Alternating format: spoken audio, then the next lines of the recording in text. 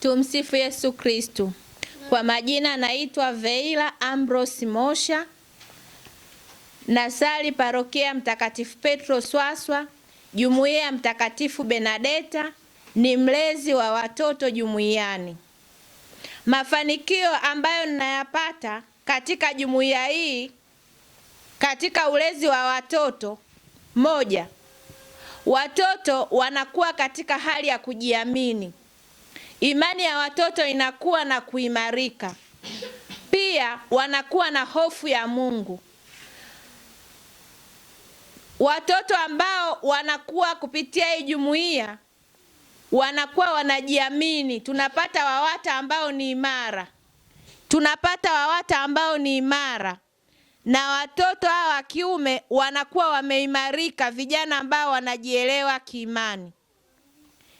Changamoto ambayo ninaipata na watoto kwenye jumuiya: watoto wachache wakija jumuiyani wanasinzia, kwa sababu kipindi ninakifanya usiku ili niweze kuwapata wote, maana wanakuwa mashuleni.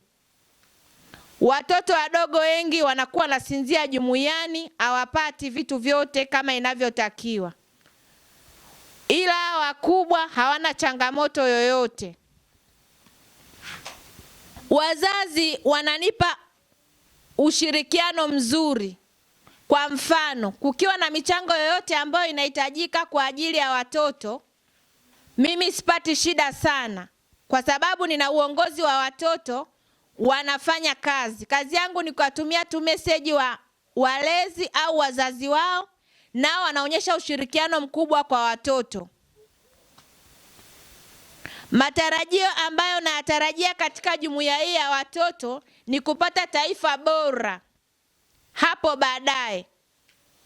WAWATA wazuri, UWAKA wazuri, na watendakazi ya Mungu wazuri ambao wanajielewa. Nimejaribu kuwahoji watoto mmoja mmoja. Hapa tuna mapadri, tuna masista na watendakazi wazuri katika hili taifa. Hamasa ambayo naitoa kwa jumuiya nyingine ambao hawana walezi au hawalei watoto: inawapasa wafanye jambo hili, kwa sababu tunapoteza taifa la Mungu kesho.